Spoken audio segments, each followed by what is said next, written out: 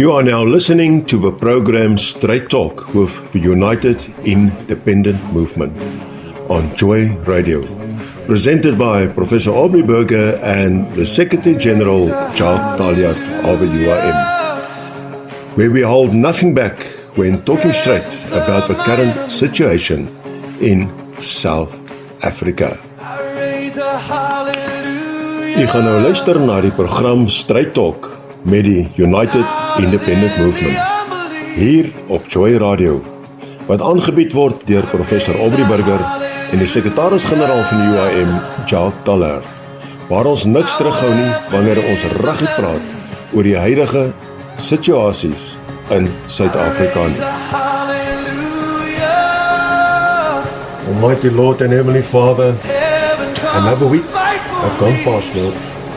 Another week where you kept us safe in your right hand of protection and grace. Lord, you are our rock and strength, and all the honor and glory to you, Father. As we now today starts on this program, discussing the issues and problems within this beautiful country, South Africa, that you also created, Lord. These discussions that will be under your guidance. I thank you therefore, Father, in the name of Jesus Christ, our Lord and Savior. Amen.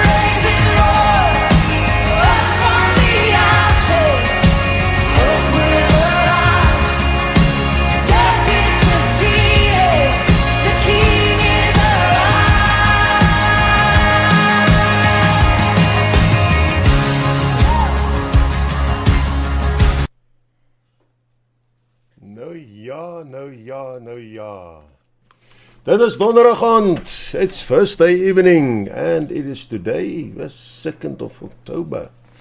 Ja, already in the month of October, ons is hier in die maand van Oktober. Nou geliefdes, is natuurlijk ingeskakel met Straight Talk oor UIM, saam met my. En vanaand is hy vir die laaste keer, wat hy bekendgestel is as die Sekretaris-Generaal van die United Independent Movement. Want soos jy nou allemaal weet, die groot nuus het gisterand ons gebreek.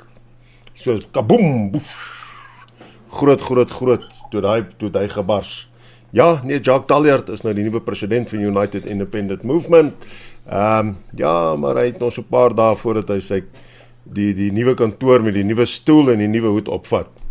Maar saam hy is saam met ons vanaand. Jacques, goeienaand en welkom weer eens. Goeienaand, prof. Baie dankie vir die mooi introduction. Ek waardeer dit baie. Ja, dit was maar, ek het gisterand het ek vir 'n paar mense gesê na ons vergadering dat ek was bietjie naar gewees, jy witty om die kiewe gewees is. Ja, is nie iets wat ek gedink het, ek het ou sê, I didn't sign up for it, but ek is baie geëerd om jy weet, dat my kollegas vertroue in my het en dat hulle dit so besluit het om my aan te wys as die president van die party. Ek moet bysê dat gisteraan toe ons nou so sit en ons is in ons vergadering, het ek Niels se gesig daar in die skare gesoek. So dit was maar 'n emosionele oomblik ook gewees. Ons het hom gisteraan baie gemis. Ek raak nog gewoond aan die term, want mense verwys nou, weet ek nou nie meer, ek word nou anders na verwys as wat hulle gewoonlik na my verwys het. Ek is nog nie heeltemal gewoon daaraan nie, en ek dink dit sal nog 'n hele rukkie vat. Maar ja, ons mis vernieuw, ek het altyd, hoe sê hulle, ek het dit anders gepicture in my brein. gedink ons gaan almal 2029 parlement toe gaan saam met Neil. Maar dit was nou nie die Here se plan nie, maar ons gaan hom trots maak en ons gaan dit wat hy begin het, gaan ons bevorder en ons gaan die beste daarvan maak en ons gaan hierdie party groei en ons gaan hierdie party bou en hy het ons almal geïnspireer en ja, ek hoop hy sê hulle, hy kyk daar in die hemel uit, kyk hy vir ons en hy het 'n groot smile op sy gesig. Maar ek gaan my bes doen van my kant af om nie teleur te stel nie, gaan hard werk soos altyd en ons gaan vir die mense wys wie en wat ons is en hoekom hulle ons moet support en ja, ek sien uit na hierdie nuwe hoofstuk in my lewe en ek gaan dit nie definitief ek gaan dit nie aanpak sonder julle hulp nie. En ek het goeie mense om my, soos 'n gehegte familie of 'n hegte familie in hierdie UIM. So ek het alle vertroue dat dit gaan goed gaan en dat ons die mense gaan trots maak en dat ons vir Neil sal trots maak op die einde van die dag. Absoluut, ja. Nee, dan net vir die luisteraars te wil inlig, want ek weet daar's nog baie wat vra en weet nuuskierigheid, hoe was dit? Hoe het dit gebeur daai goed? Jacques is eenparig deur die ad hoc komitee is hy ingestem. Daar was geen stemme teen hom gewees nie. Ek het die voorreg gehad om die voorsitter te wees op dit. En ek sê dat daarom weet ek hy die volledige almal se bystand en se ondersteuning het hy agter hom. Ons is daai klomp daar so wat daai waardeur hierdie drif gaan stoot in dit. Maar nou ja, dit gesê, ons visiepresident het saam opgekom so pas nou. Fatima, welcome, I believe you're quite busy where you are. En ons gaan nou maar weer vanaand 'n bietjie mengels maak, maar baie welkom ook vanaand weer eens by ons, Fatima. Baie dankie prof, goeienaand pres, baie dankie vir hierdie voorreg. Ek gaan dit aanhoudend vir hom sê pres, dat hy gewoond raak vir die term. Maar ja, ek is baie opgewonde oor die nuwe alles, nuwe president, nuwe uitsig, nuwe perspektiewe ensovoorts. Dankie prof. Daar sê baie dankie. Ja, and then we've got, of course, all the way from Port Elizabeth, we got Chris Erodus. Yeah, he's also one of the stalwarts in the UIM, and who's also will be, as I said last week, will be with us every week. Will he be part of a program? And so yeah, Chris, welcome to you. Thank you very much, Prof. Good evening, Chris and VP. Thank you very much, Prof. The honor of being here tonight. I really appreciate it. It's a pleasure for us to have you with us this evening, Chris. Yeah, we still, I believe, our colleague from the Western Cape will join us a bit later. And Prof, then, Prof, ek is so jammer om jou te onderbreek. Ons kollega daar van die Weskaap sukkel om in te teken. Hy vra vir die sleutel. Okay, ons gaan nou, Joel is besig daarmee om gou dit uit te sort. En dan sal sy dit nou vir hulle deurstuur. So our colleague down there will be with us in a short while. And then also another special guest that we've got on tonight is from a representative from SAPS, who are going to also join us on this panel on the discussion that we can have a little bit later. Her name is Sophia. We call her Sophie. And I cannot pronounce her surname. I'm not even going to try it. Excuse nog? Gabotule of so iets in daai lyn. Maar nou ja, terwyl ons wag vir hom op te kom en voor ons heeltemal mengels toe gaan, Jacques, hierdie week het baie dinge gebeur, wel, nie baie goed gebeur nie, maar daar het 'n paar interessante dinge gebeur. Onder andere die verrassing wat ons gekry het met daai dingetjie wat in Frankryk gebeur het, né? Ja, Prof, was interessant die ene Nakim Tetwa wat oorlede is. Ons lees ook nou maar die nuus en ons sien ook nou maar die stories en daar's natuurlik weer baie hoeveelheid conspiracy theories hieroor. Hy het blykbaar uit die 22ste verdieping van 'n gebou daar in Parys uitgeval.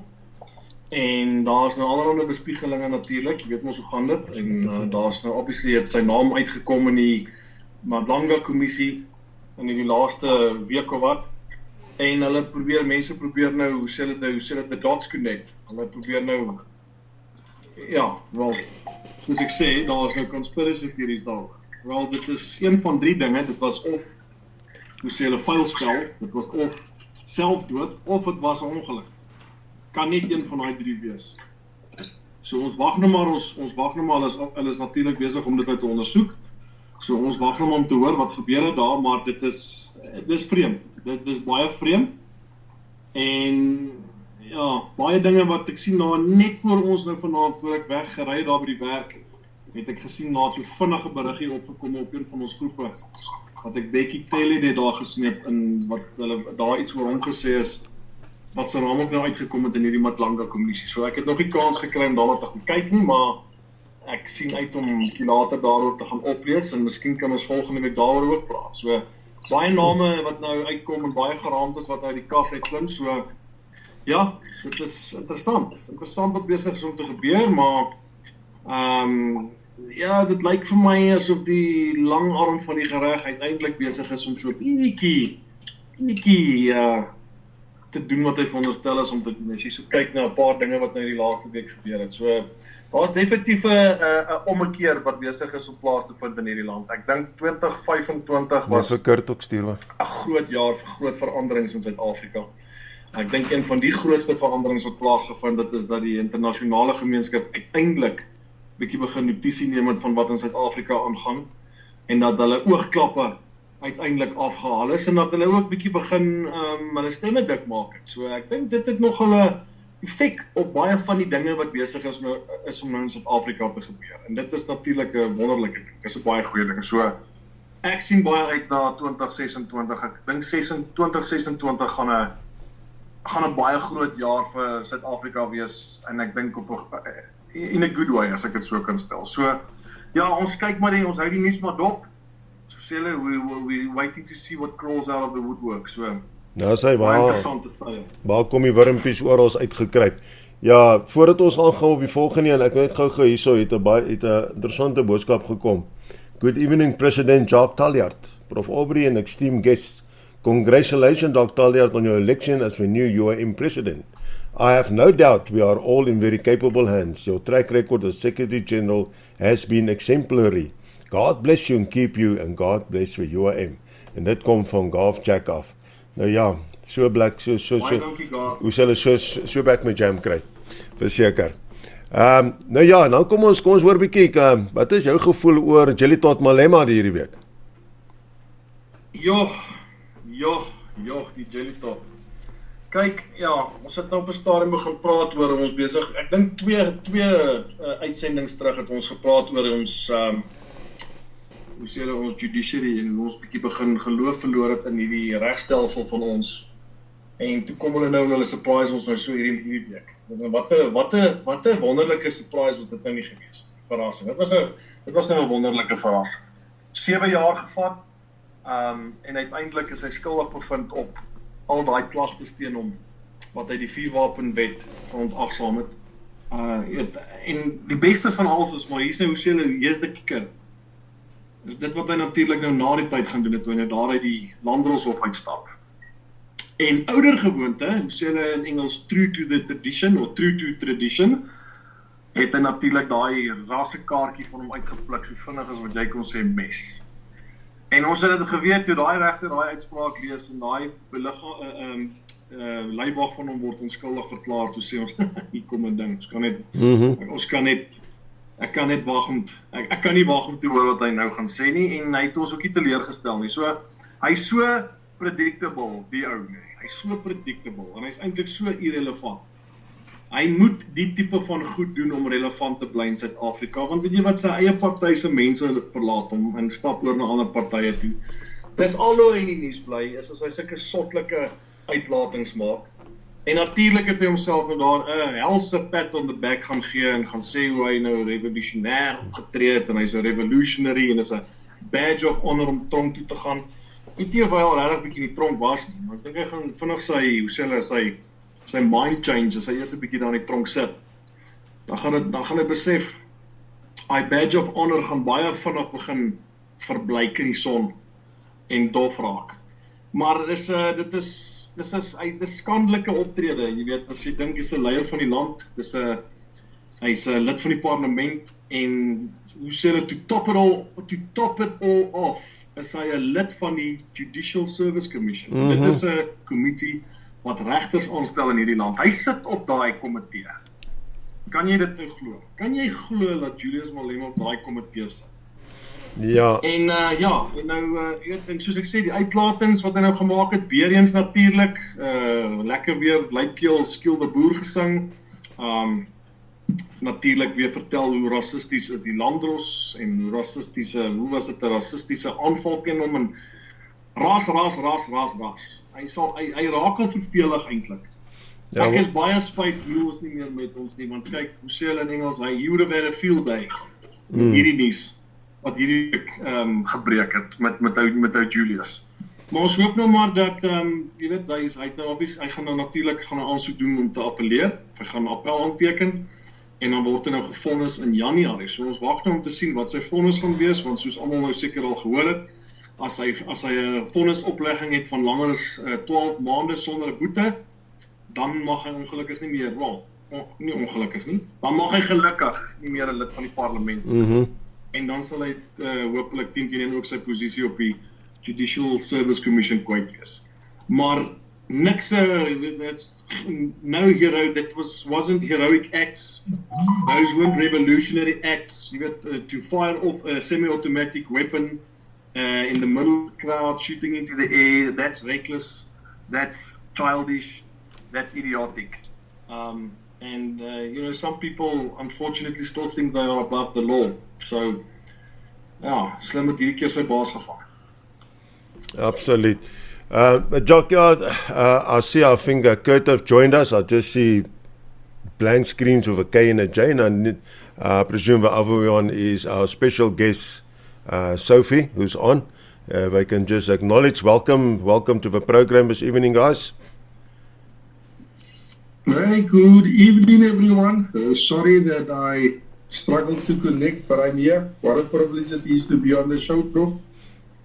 Welcome, Kurt. And Sophie, you are there.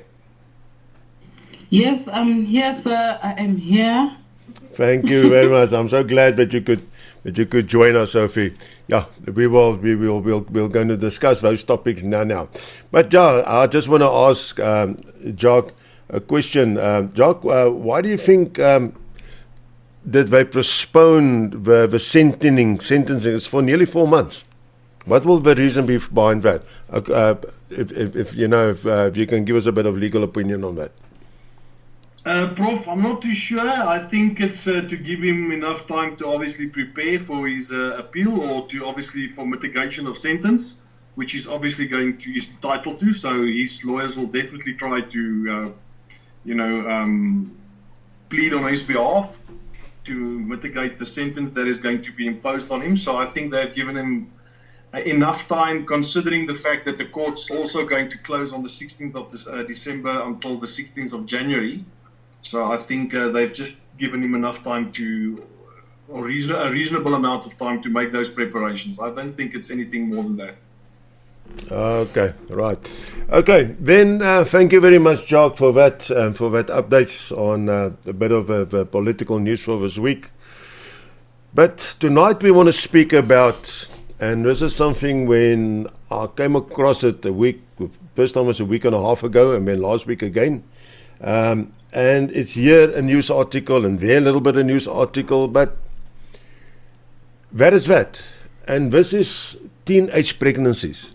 And what caught my eye and what immediately brought me into a state of to say, but what is actually happening here? What is the government doing about this? Because I just want to give a bit of an introduction here on this. And I went to do a bit of research, and because 2023-2024 financial year, the rate of teenage pregnancies for 23-24. Well, let me put it this way. There was 122,000 babies born from teenagers, right, in my country. And that included 2,700 for girls aged between 10 and 14 years. Between 10 and 14 years. That is absolutely shocking. And yeah, but they say, okay, and we know but the crisis, what drives us towards it, they say, well, poverty, yes, is one, adequate access to contraceptives, sex education, and there I actually don't agree, because there's a lot of too much sex education in the schools lately, gender-based violence and statutory rape, and yeah, but school dropouts, yeah, you know, and that's why we can make a lot of excuses, but we're going to come to that a bit later. Then I just want to go to that between 15 and 19 years was, as I said, 122,000 teenagers and 2,716 children between the age of 10 to 14 years. And they reckon that South Africa got one of the highest, hear me clearly, one of the highest teenage pregnancy rates globally, with about 1 in 4 girls pregnant before the age of 20. Now, I mean, that gives us a percentage or a total of about 365 teenage girls that give birth every day in South Africa, birth to babies, teenagers, 365 a day, and with 10 of these a day to mothers under the age of 15. Now, if I look at the Act and what I've learned when I was still in the force, I mean, if you look at those ages, when it comes to statutory rape to me, and we're going to speak about that a bit later as well, and that's why we got Sophie on the panel, because she deals with this. She deals with this on a regular basis in her line of work. But if we look at this year, 2025, right, they said that in June this year, when they looked at the data, they said there were already over 90,000 pregnancies among 10 to 19 years old, and 2,300 to 10 to 14 age group. And that is shocking. I mean, where is this going to end? Where is this going to end? Now, I would like to, if we can start maybe by Fatima, the VP. She can a little bit just give her overview with her. And I mean, I believe she deals with this on a regular basis as well, as a councillor in the city of Joburg and in the communities where she are busy with. VP, if you don't mind, if you want to give us a bit your thought on this. Thank you, Prof. Good evening, everyone on the panel. Apologies, I don't know if you can hear the noise in the background. Hopefully not. I'm at an event, so I will do my bit and then I will love and leave you. I think you are in enough capable hands and experts who will take this further. My observation and exactly that, those stats that you mentioned, and here's the irony. Most of the girls that were impregnated, I remember there was a news article that they were impregnated by adult males. And in one province, I think it was the Northwest, where it was written that teachers were the fathers of these babies. So the CSI, the Comprehensive Sexual Education, when it came in, we were marching against it, we spoke against it, etc., because we felt that the fact that teachers have now the carte blanche to speak to our children comprehensively, not the basic sexual education of this is your private part and that's that person's private part, the responsibilities, abstinence, etc., etc. Children are being taught about, and I saw the textbook, so it's not something that I heard. I had an after-school center where I saw this child was so embarrassing. He told me, Auntie Fatima, I don't understand why we have to learn about positions, why we have to learn about same-sex Why we have to learn about things like that? So it is the education system, number one, government, number one, that brought in this evil curriculum, conscientizing our children so much, sexualizing our children, almost grooming. It's like grooming our children to have sex. So all of our children are so sexualized that that's all they think about. I was on a group by accident. I don't remember what the group's name was, where children posted explicit videos. And I was there just for a day because I wanted to see what was happening here.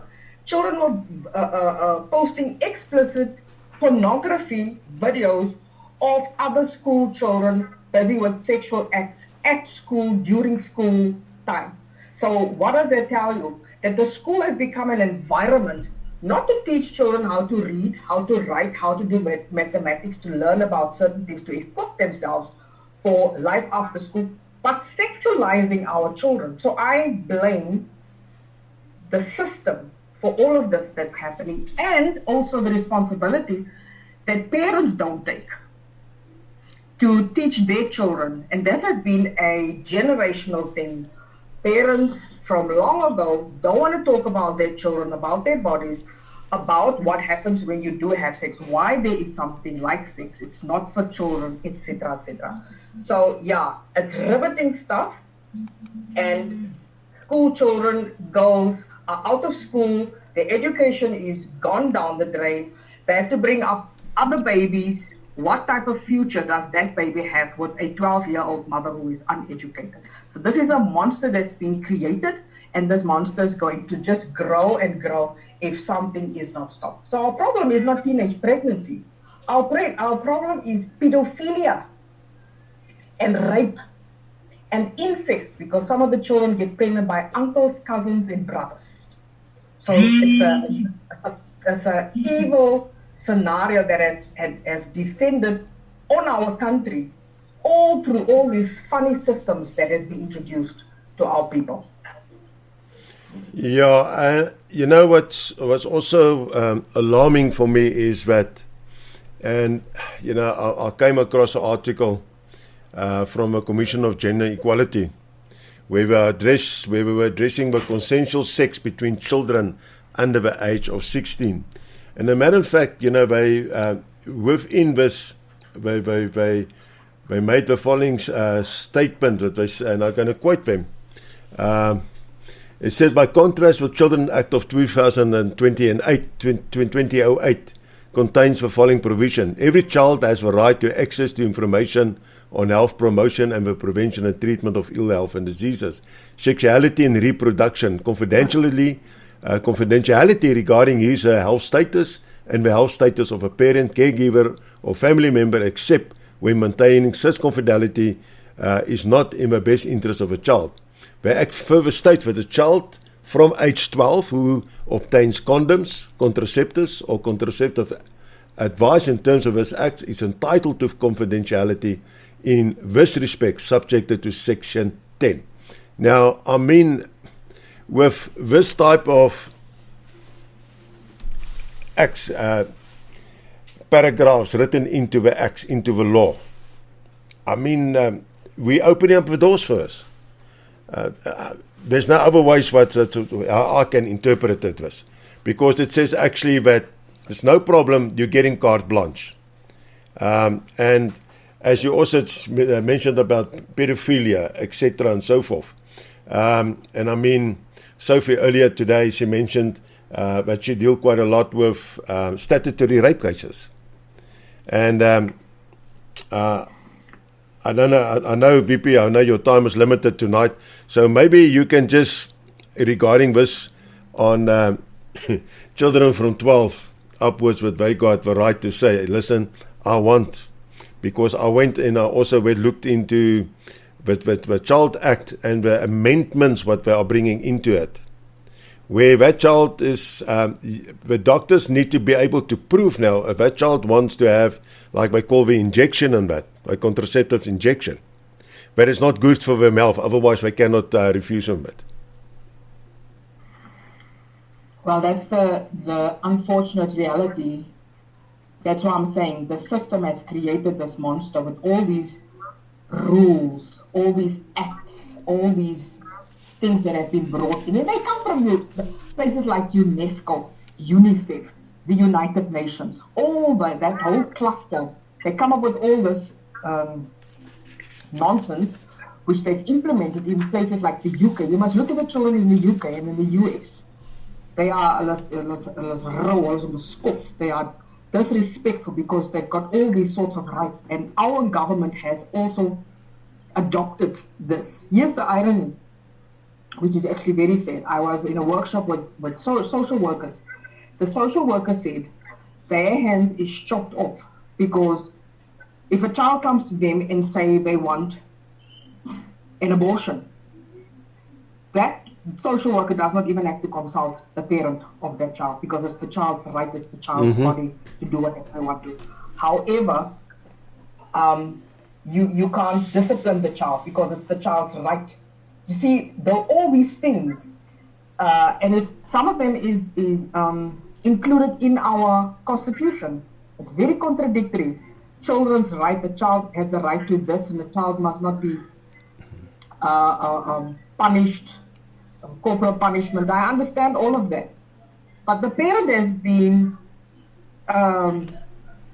die ouers se hande is afgekap. Hulle kan amper niks doen met hulle kinders nie. Onderwysers kan nie kinders dissiplineer nie.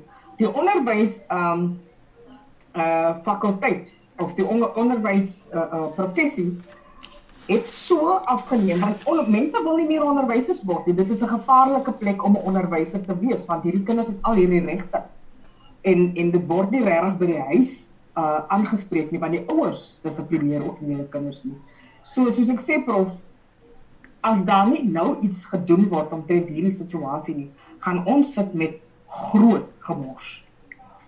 En die enigste manier om dit te adresseer is om werkswinkels te hou en nee, voor ons by werkswinkels uitkom, moet hierdie wette moet verander word. Legislation has to change. There's certain things that they have adopted. It must be scrapped completely, and we have to, redo it and implement what is right for us as South Africans. We've never had this type of problem, but it's since these things have crept into our system that we are sitting with this problem. Absolutely, absolutely. I'll presume, Kurt, down by my Western Cape, I know that you guys down there have got a huge problem also concerning this, and I believe I'll be about Chris in the Eastern Cape as well, because I mean the Eastern Cape's figures are actually the highest in the country. Chris, let's start with you. Your thoughts on being the Eastern Cape regarding this situation. Prof, the Eastern Cape is vast. It's 28,600 square kilometers, and it is exceptionally rural when it's rural. And in some of the areas, it's very compact. And you have a situation of high unemployment. Children are bored. There is nothing to stimulate them. Both parents are trying to put bread on the table, and children get up to, they don't have the guidance from the parents they should have, and they suffer from peer pressure.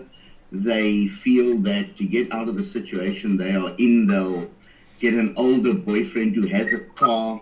In the meantime, this chap is just, he's just using them. And this is what the main concern is. Vice touched on it briefly when it's a government problem, and it boils down to you cannot put a plumber in a position to do brain surgery if he's not a brain surgeon. The parents' hands are pretty much tied. The government takes over, and the rest of the people in South Africa then have to look after these children. These young girls don't get a proper education. They get stigmatized. A lot of them end up with sexual diseases because of the situation they're in. And it boils down to ignorance, not on their part, on government's part. And as Vas has said, it's going to be a problem that's going to explode soon enough. And it is basically there. We need governance that is going to look after all the people and strict laws that people have to adhere to. And, touched on the statutory rape thing. Sometimes these cases take years. And this is one of the problems. Although justice gets served, it gets served very slowly.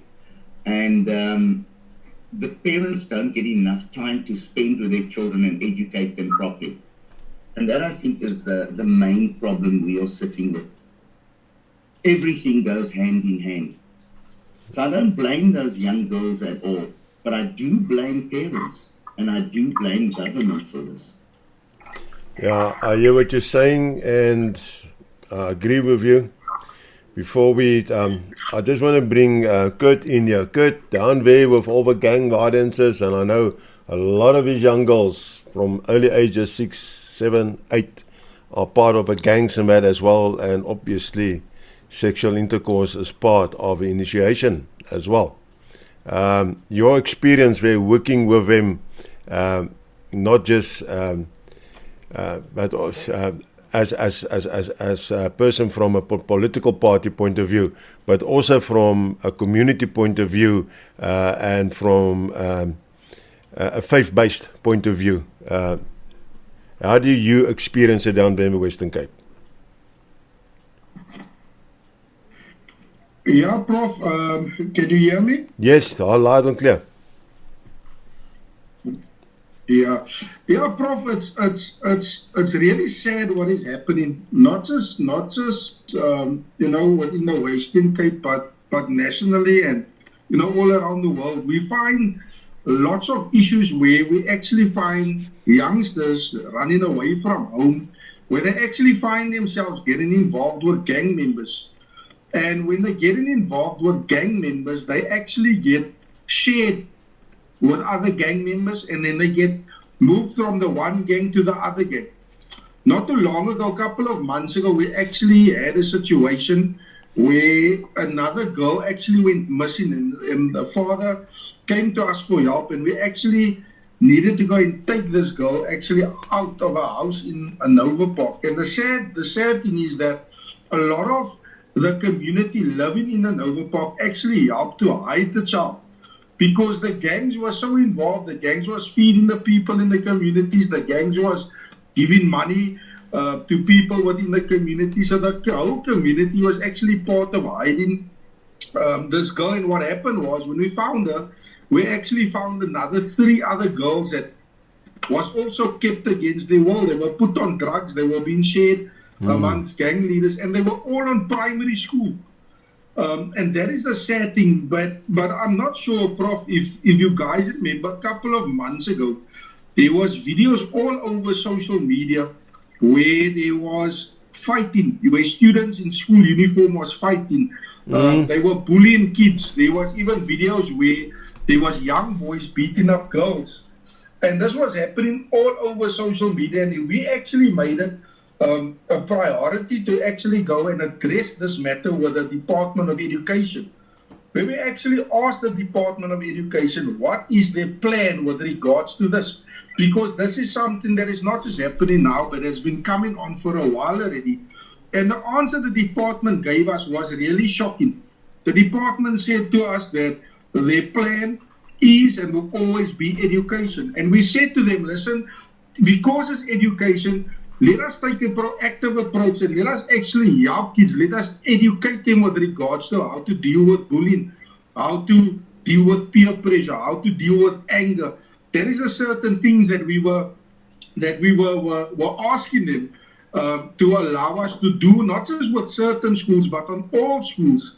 And because obviously, because of the Bella Act, a lot of these things was actually, these programs was pushed out of the schools, because a lot of the governing bodies never had any powers to make decisions anymore. They never really had any involvement anymore.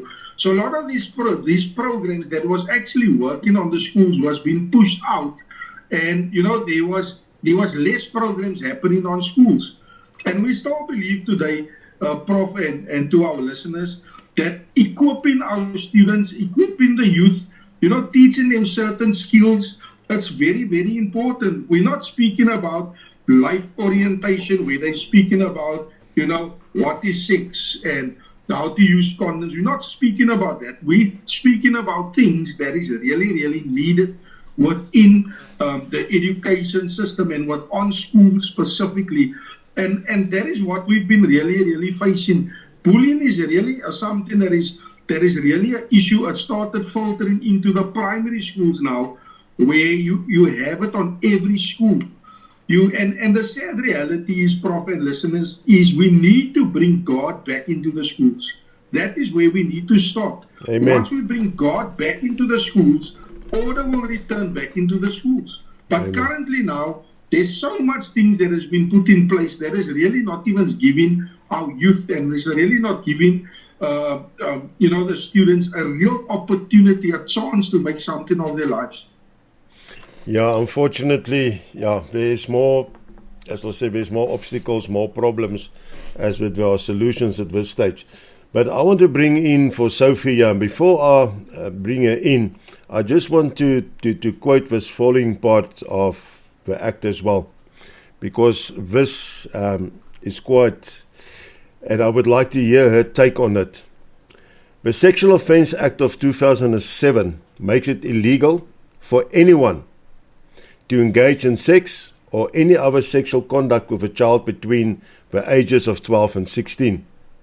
Prosecution must also be instituted where the parties are children between these ages, even if behavior is consent to. Further, Section 54(1) of the Act states that any person who has knowledge of that sexual offence has been committed against a child must report it to the South African Police Services. Health workers, teachers or parents who fail to report underage children having sex could themselves be charged for not following the law. Now, Sophie, I've got some questions in this regard, and my first one is the reporting. Does it happen? Do teachers, do parents, do health workers, people with knowledge of this, do they actually report it to the South African Police Services? Are you guys have been made aware of it? And what is the success rate of charging these people then for statutory rape? Okay. Evening, everyone.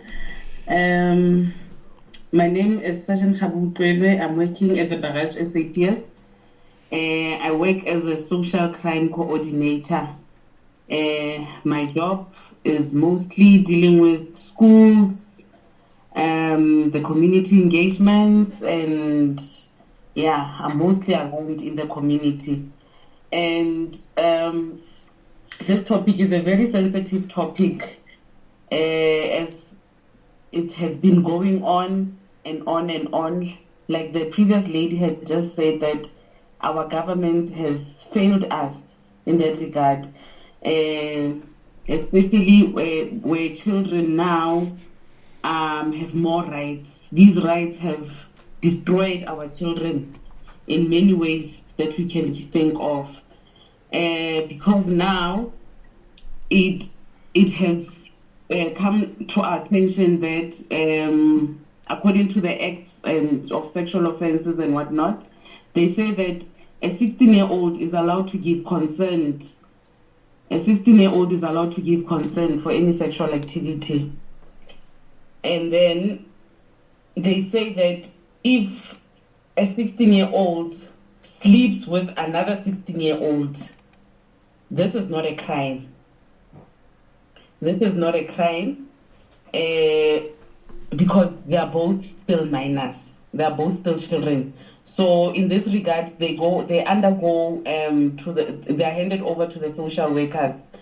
So that part is dealt with the social workers. And then I wanted to go to this reporting and investigation.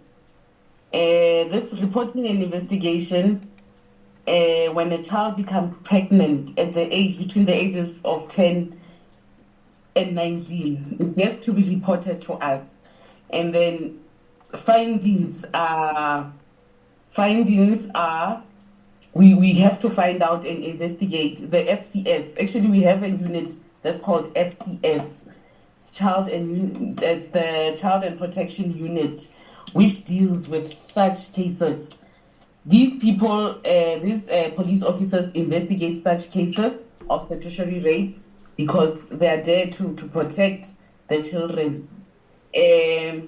When cases like these gets reported, it's investigated whether this child was sleeping with an older person older than 18 years. Should it be older than 18 years, it is a statutory rape. Or should it be under 18 years, then both children will undergo the social workers mediation. So that's what usually happens. The cases come to us at the station, and then we get to report it to the FCS, which is the Child and Protection Unit. Okay, And but then, yes. no, carry on, please. Okay. All right. And then, like I said, my job is to go to schools and do awareness campaigns. It's to go to schools and do awareness campaigns, but mostly we deal with bullying because it's so rife. It's so rife, and bullying happens in so many ways. It happens physically, it happens emotionally, it also happens when these children tease each other, they use other children to tease the other child and whatnot. So mostly we deal with such issues of bullying. And some bullying, we find that there is some sexual offenses fact, a little bit of it, that one child will say that this other child touched me where they're not supposed to touch me. And this usually happens in our primary schools. So that's where we try and curb and try and make awarenesses for these children, call aspects and people that mostly deal directly with these issues of sexual offenses, bullying. We work hand in hand with our social workers. We work hand in hand with other departments like our social workers. We have NGOs that deal directly with such issues. And then I heard a lady talking about, or was it a gentleman, that Christianity, but then this is now out of the SAPS role. Should Christianity be brought back into our schools? Should Christianity be brought back into our schools? I think most of these things will be more or less, or would decrease, because I think we just, that Christianity element is just the one that's missing, because our children get to fall into these things because they are not guided, they are not taught more about God. I remember in my days, we used to, I think I was in high school or something. There used to be a Christian NGO or something like that. They used to come and make you sign stuff like sex before marriage is a sin. I think such things, should they be more implemented in our schools, this could curb and lessen the teenage pregnancies that we have in our schools. Unlike having this education on sex and teaching children about sex, that element should be removed and Christianity be brought back, so that our children should be aligned more into Christianity, unlike these sexual elements. I don't know if I've Sophie. answered so far. Yeah, no, thanks. I just got a very interesting question from a listener here. And I think this is actually something what seems like me quite serious. But this listener asks, what do you do if a SAP themselves sell their children to foreigners and threaten, when we don't get payment, we will open a case of rape The mother is a grade 11 and the daughter is in grade 1. Now, I mean, this is quite serious allegations, this. Can you repeat that again? I'm sorry about that.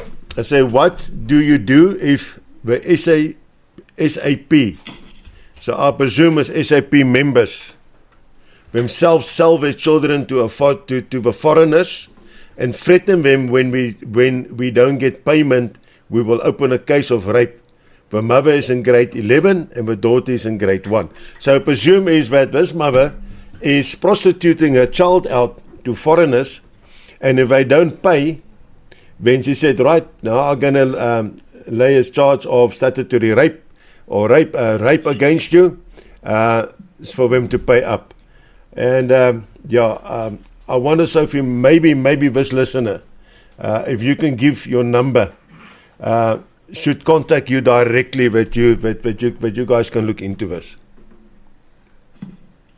Yes, I think if I could give her my number. Yes, please do. Then I could also contact the relevant people who deals directly with child trafficking, and then they can see how they can attend to that. This thing of illegal immigrants, it's just too much, because people now are making money. And it's so sad that a parent would make money out of their children and sell them. Illegal immigrants are also making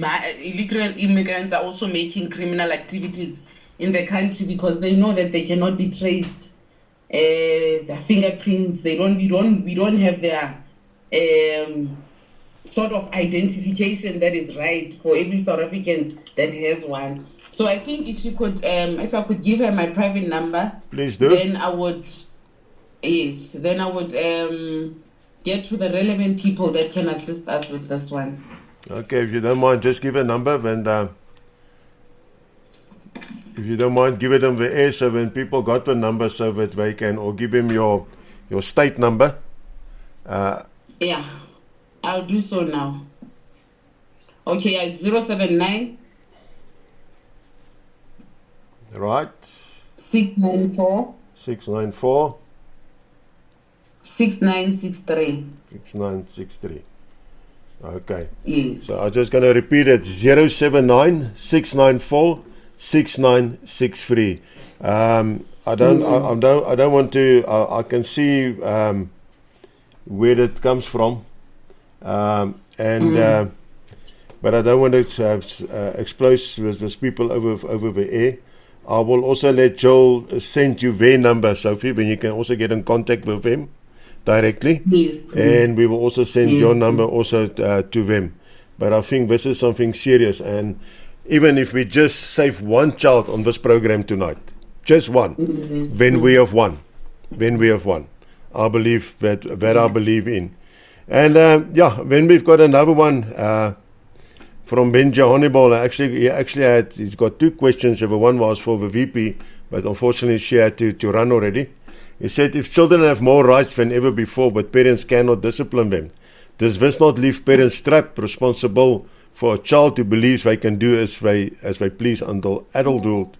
And then his second questions, evening for your guest, Sophie, despite many reports of abuse, neglect, and underage pregnancies being made to SAPS, communities feel that cases are not properly investigated or resolved. What concrete steps will SAPS take to rebuild public trust and ensure that children are actually safeguarded when reports are made? And if I can just come in on that one, for Sophie to answer that one, to say, right, what concrete steps SAPS can take, I think that's a bit unfair, because this is actually more, it's a bit above a pay grade. This is more the colonel, the brigadiers, and the generals. And we know at this case, at this stage, the generals are all there at the commission, testifying and spilling dirt there. So I think once the rot there is sorted, and the rot down will come downwards and get sorted out, because there are very good people still, ladies and gents, in blue, and there's still detectives in all the different branches who are committed and work hard to get cases solved. So I still believe that will happen. and that we will actually get it done. And I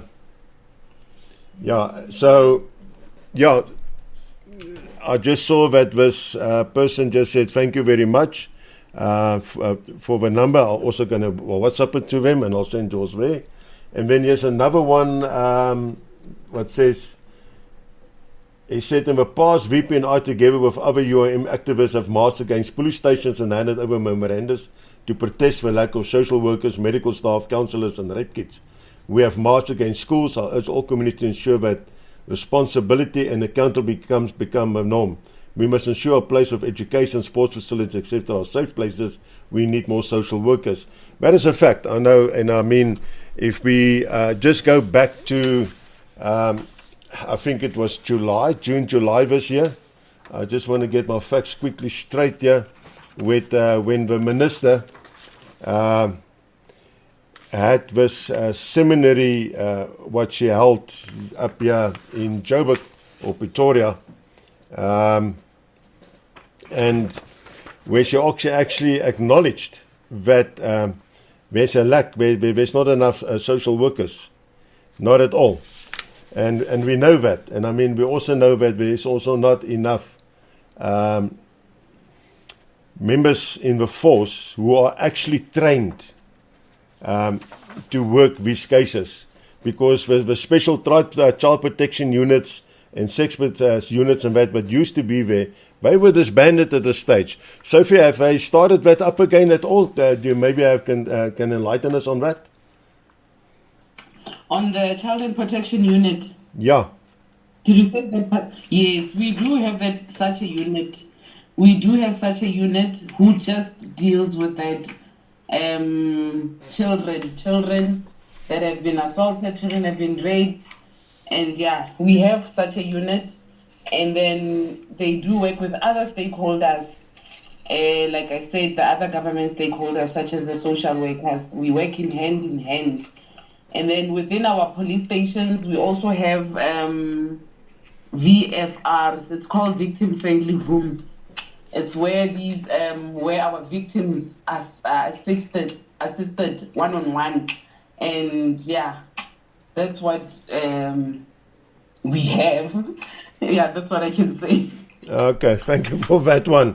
Yeah, I see that because the Deputy Minister in the Presidency for Women, Youth and Persons with Disabilities, Minister Mapaseka Steve Lesike, she in June this year, she had this meeting or this workshop, or well, maybe it's in Daba, I don't know, but where they probably had a lot of tea and cold drinks and cookies and stuff.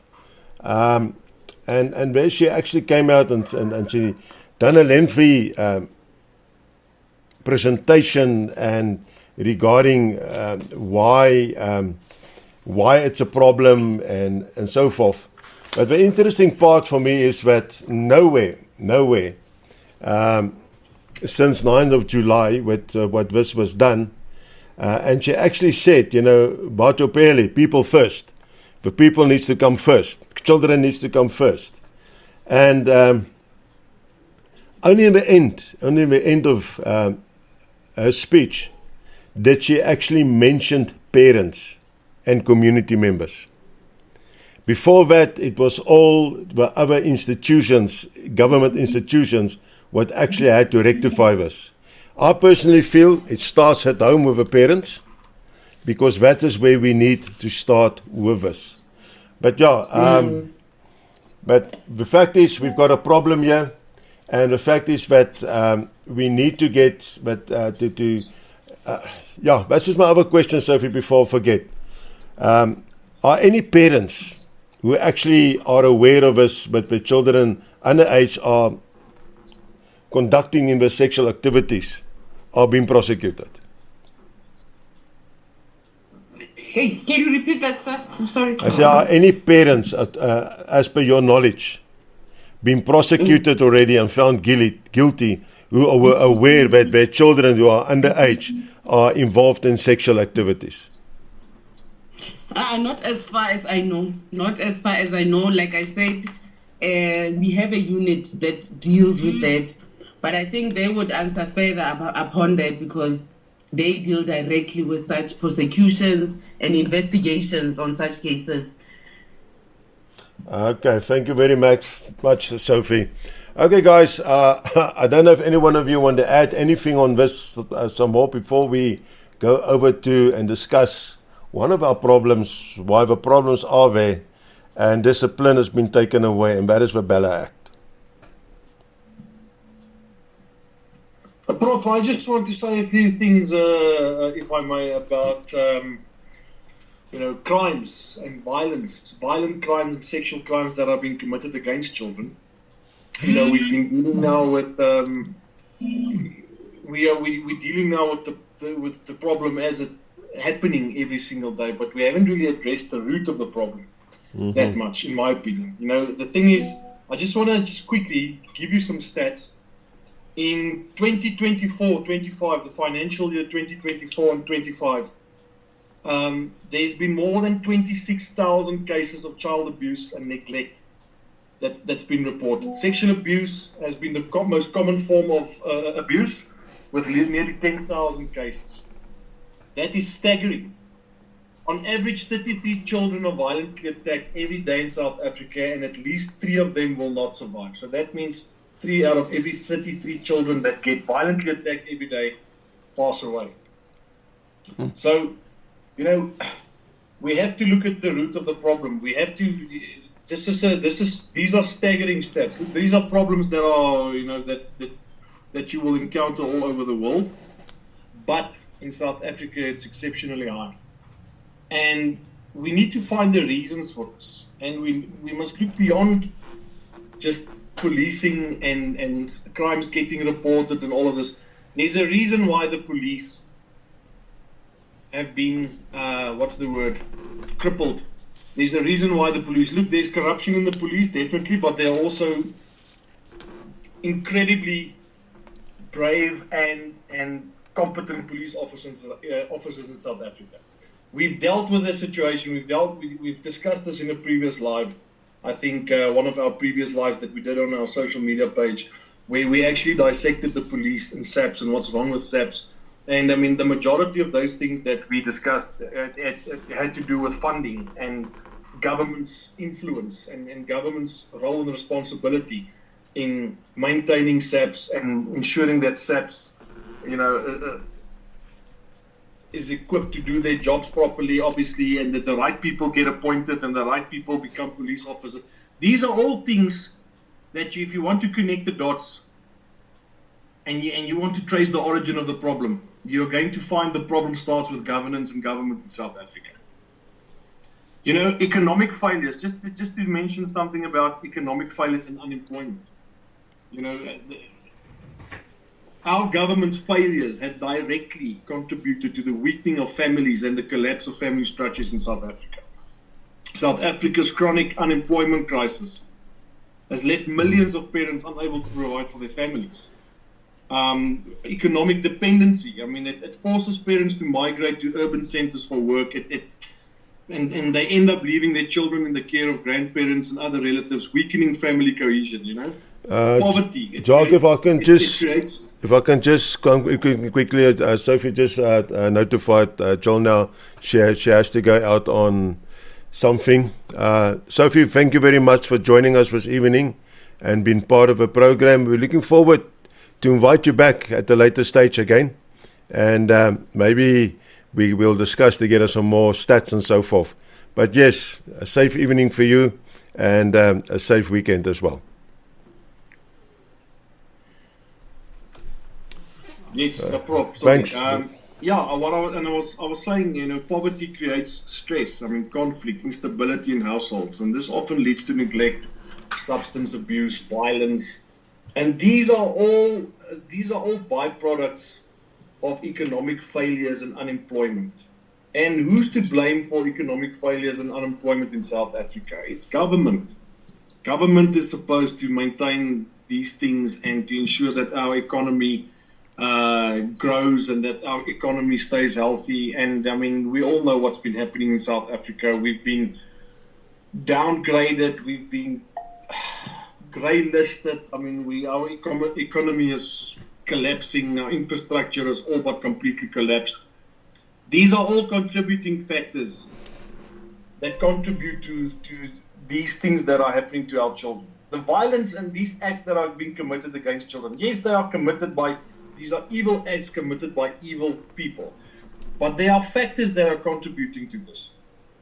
And, our economic failures and the unemployment crisis, these are direct contributors to what's happening in families all across South Africa.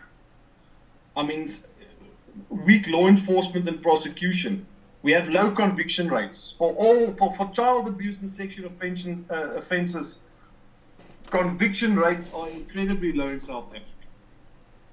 And I mean, this creates how can I put it? It creates a sense of impunity for perpetrators. They feel that they can get away with anything. I mean, they are sometimes less than 5% of these reported cases lead to convictions. That is absolutely staggering.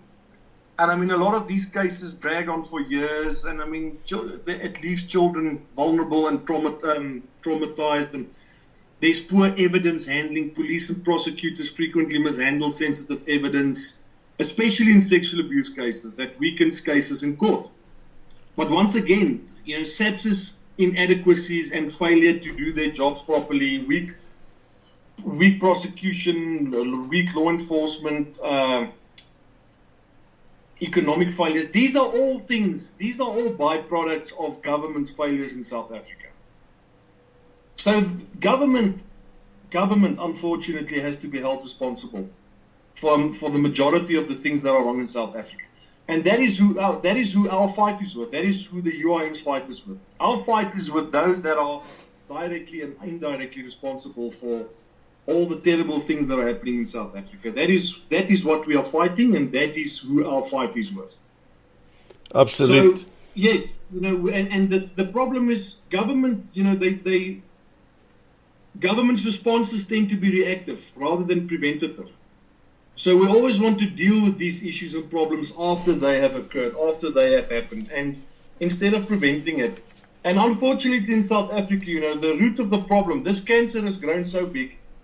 The only way to turn it around and to bring these crime rates down and to ensure that our children stay protected and that schools are functioning properly and that we fix whatever is wrong with our education system, we have to get rid of those that are responsible, directly or indirectly. And this is something that has been growing and escalating for the last 30 years. And getting worse. There's not a single year that we have been in a position to look back on the previous year and say, listen, this year has been better than the previous one. It's getting exponentially worse. And it's government's failures. It's government's fault.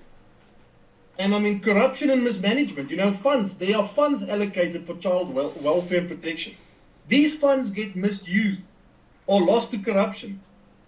There are high-level scandals within policing. We are seeing this now. This Madlanga Commission is demonstrating that now. And all the skeletons that are coming out of those closets. It just proves that these high-level scandals within policing and social development, it erodes the capacity to protect vulnerable children. And all the things that I just mentioned can be attributed to governance in South Africa. Government is directly or indirectly responsible for these things, because those are things that they are supposed to maintain and ensure that these things work. That is the responsibility of government.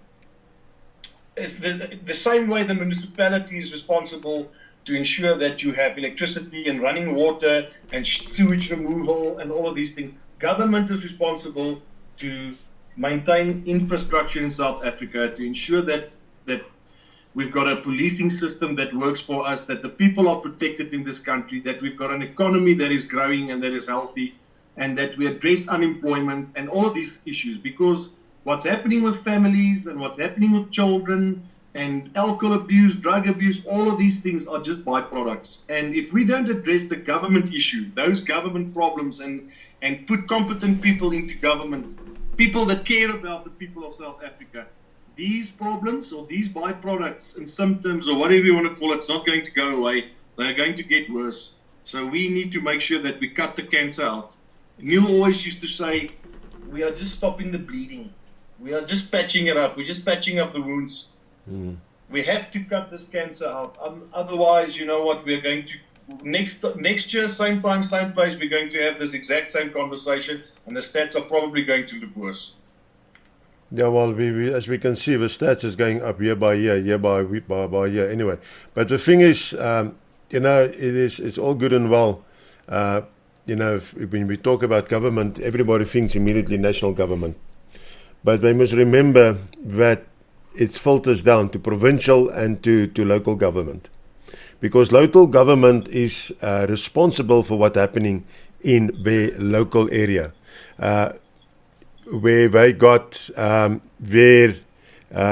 be with you now, Kurt, but they will with social workers, social welfare, etc. and that. And unfortunately, let's say that it is, if the money is not getting stolen and has been allocated where it should be allocated, we won't have, these problems will be less. It's not that we're not going to have them, they're just going to be less and they can be better mitigated. Okay, Chris, Kurt, and then Chris. Yeah, thanks, Prof. The other problem also, that just to add what Pres was saying, is that we have police members in management positions that don't know what they are doing. And when it comes to private investigation, a lot of private investigators are actually compiling dockets on behalf of the detectives. They actually go in and take in statements on behalf of the detectives. And a couple of months ago, also, Prof, I helped another colonel actually go and do a skeleton docket. This is a colonel within the police that doesn't know what a skeleton is, doesn't know how members should go and take a skeleton docket. And I was shocked to think that obviously someone that is a colonel should have a lot of experience. They should have years of experience within the police. But here you find a commander of a shift doesn't know what basic things needs to be done within the police. They don't know what codes are when it comes to certain crimes. They don't know how to take a A1 statement. And to me, this is shocking. But at the end of the day, this affects service delivery. And it spirals down to whoever is under that person's command. And when we look at it again, we find people, they have mistrust within the police. They would rather leave cases from being opened because the common thing that we are hearing now is, I don't want to waste my time because nothing will happen to the case. So this is shocking. This is really, really, really shocking. It's not just the mismanagement of money, but it is people that is in certain positions within the police as well. And we need to call a spade a spade. We need to be straight and we need to be open with regards to this. It's going to take another 10, 15 years to see the police go back to one of the greatest organizations within South Africa that it used to be. And I'm one of the people that still believe it can be great, but we need to be honest and we need to be straight and we need to do what needs to be done with regards to fixing it. Good, yeah, and we got about 10 minutes left on the program this evening. And I think we should spend it, we have identified a lot of problems. Ons het ontsettend baie probleme geïdentifiseer vanaand. En daar's nog baie ander wat ook daar is. Maar as 'n span van die UIM en wat regheid praat op hierdie program, hoe gaan ons dit regmaak? Ons vra nie hoe gaan die Vryheidsfront Plus, die DA, die EFF, die MK of Raza Manzi of die PA of wie ook al dit regmaak nie. Hoe gaan die UIM aandag gee in hierdie situasies en dit regstel as die kiesers van hierdie land vir die UIM die mandaat gee om dit te doen? Chris, can we start with you and then we go to Kurt and then I would like that the President give us the final word on it, please. Thank you, Prof. I think first and foremostly when it comes to the police situation. You need to take politics out of the police and leave them to do their job. I think that, I'll reiterate, there are some fantastic policemen. There are. And we tend to blame them, but we don't blame the bureaucracy. And I think that as the UIM, we would leave them to do their job and stop interfering with them. I think a lot of the cases don't get prosecuted because we interfere with them. Our area, 110 policemen. There's no way they can possibly get to everything. The dockets lay on their tables because there aren't enough staff, there aren't enough people. But we have a lot of generals and we have a lot of colonels. But we don't have the workers, we don't have the police force, and we don't have the vehicles. So yes, politics must leave the police, they must be funded properly. A police force must be a police force. That is what I feel the UIM would do. Thank you, Chris. Kurt, anything to add on that? Yeah, Prof. I agree with Chris 100%. There's definitely a lot of solutions. Personally, I feel that there needs to be more training as well, especially when it comes to leadership roles within the police, because we should remember that, everything filters from the top down. So there needs to be much more training, management workshops. There needs to be more focused when it comes to organized crime, when it comes to intelligence. Those type of things really needs to be looked at. And the past teaches us that there was a lot of successful units within the police that was really, really successful. So, those type of things that work needs to really be relooked. And yeah, I agree with Chris when it comes to fleet management of the vehicles, when it comes to equipment and so forth. Thank you, Kurt. Okay, nou gaan ons na ons president toe, Jock. Prof, I think the biggest thing that we can do as the UIM is to restore faith and hope in the people of South Africa, because the majority of the people, the fact that we have a 50% voter turnout means that, I know there are other contributing factors and other reasons and circumstances as well, but I can promise you one of the big reasons we have those figures and why so many people still don't vote and still don't participate or contribute or have a say in their own futures is because they have lost hope and faith in politicians and politics, and they would rather not, they would rather not even bother to get up on the day and go and stand in a queue to cast their votes. And we need to educate people. A big thing is education. There's a lot of people out there that unfortunately have been left in the dark by this government that promised them that they would bring them into the light, which they didn't do. And I'm telling you now, they did that for strategic reasons.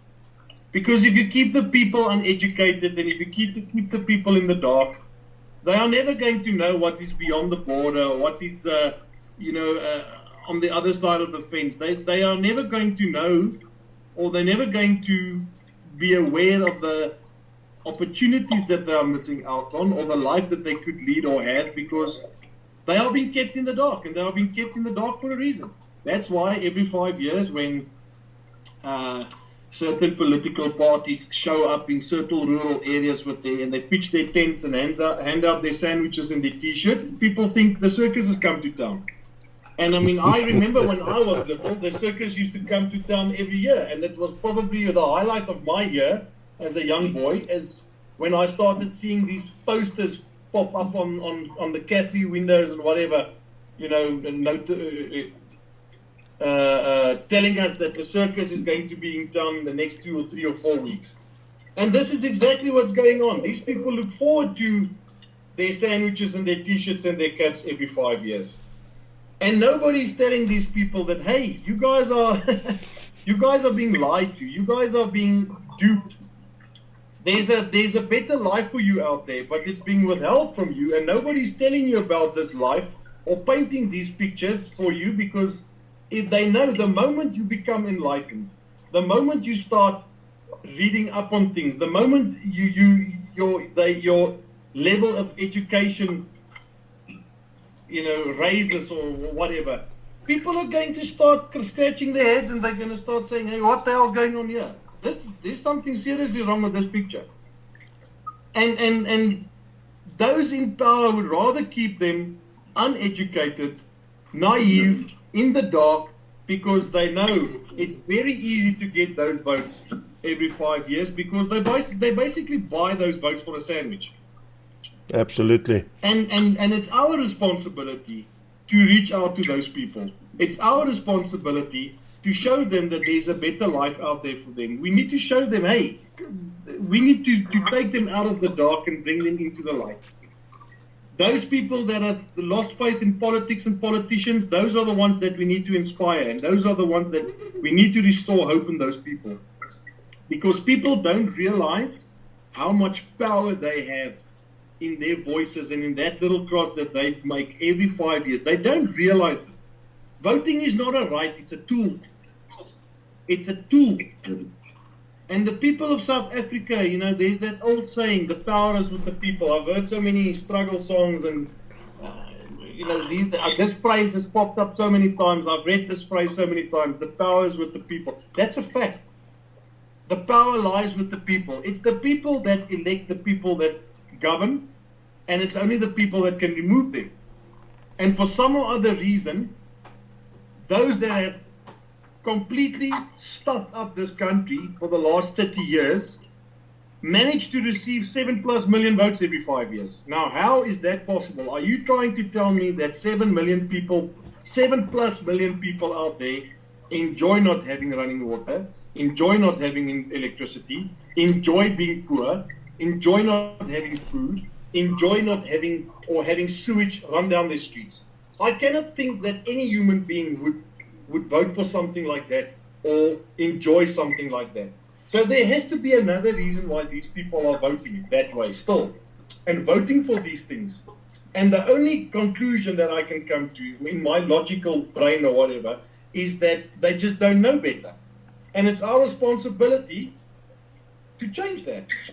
And for those that have lost faith, and for those that are uninspired, and for those that feel that, my vote's not going to count for anything and I'll rather stay at home, those are the ones that we need to inspire, and we need to restore hope in those people.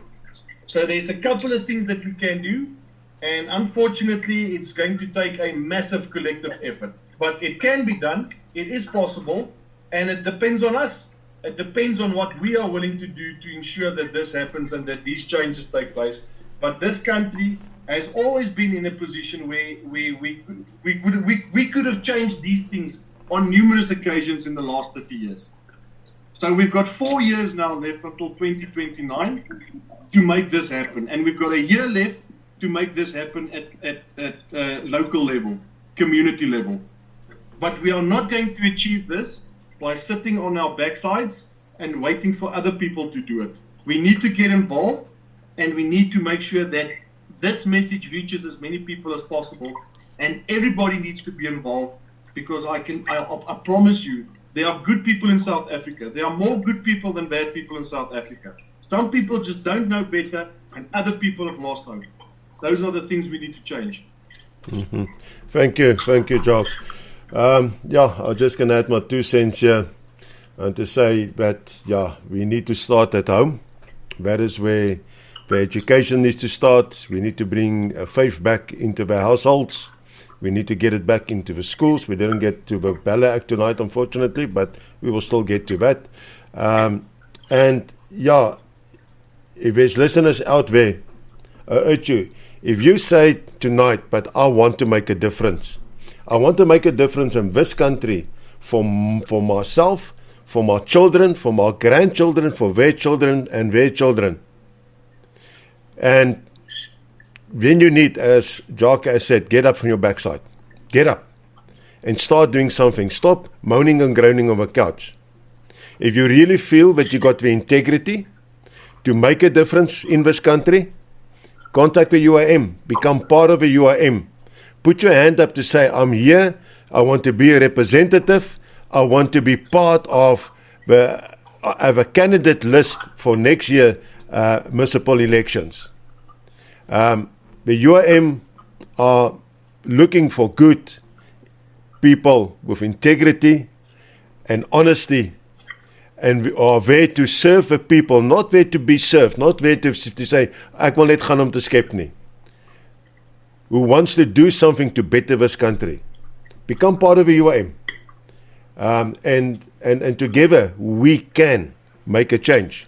Because if we don't, at the voting booths, they make the difference. Nothing is going to change. Because those who are in is just going to stay in. And the looting is going to carry on. The rot is going to carry on. Doesn't matter who says what. Believe me, it's going to stay the same. So we need to make a difference. Now, next week, we're going to look and we're going to talk about something else. Something that is busy rearing its ugly head currently. And that is the Cultural, Religious and Linguistic Community Commission. In short, it's called the CRL Commission. Now, this commission was established in 1994 after the new democracy came in. And part of their mandate is to promote and protect the right of cultural, religious, and linguistic communities in support of constitutional democracy, to promote the developed peace, friendship, humanity, tolerance, and national unity among and within culture, religion, and linguistic communities. But unfortunately, the commission, as it's set up, the current chair already said that, listen, she's out to destroy, and no offense, Chris, but Christianity in particular, completely. She wants to destroy it. She wants it to be moved. And she said that she's fighting to get every person who are involved in Christianity, hence you're a pastor, apostle, a prophet, a teacher, a gospel radio station, whatever, to be licensed and to be regulated by the state. With furthermore, that all sermons to be scrutinized, approved before you can do it, and that will be monitored. And she already said, and she made this statement publicly, and she said, any person who says that God speaks to them, anyone, they belong in a psychiatric ward. Plint, jy's mal man, jy's met malhuis toe gaan. And Who is Chris, I'll send you the details through. please? But the thing is, today they had at Rima Church in Randburg, they gathered, and what they have done there is they established a subcommittee to start going out to all the different denominations, to go inspect, to go and interview, and to maybe decide if you sound of mind to be able to do spreading the word or whatever. And therefore, this is against our constitutional right, each and every person's constitutional right. I don't care what faith you are practicing, but if it starts with one, it's going to go over to the others as well. And they are busy infringing in our democracy. And I think, well, I believe that our president will agree with me tonight that the UIM is not going to stand for that any citizen of this country's democratic right is going to be infringed. Prof, part of our ethos and our constitution is freedom of religion. That is what we signed on for. And the UIM will not stand for that. Not from my personal perspective, not for my involvement in the UIM. I firmly believe that a family that prays together stays together, regardless of denomination. So I think it will be an interesting topic next week, part of it. I'll say thank you to each and everyone who joined tonight. Jacques, president, baie dankie, en dankie vir jou wyse woorde wat jy vanaand weer eens gespreek het met almal. En ons weet, oh yes, don't forget, Sunday, Biz News. Jacques Talliard is on Biz News. Oh yes.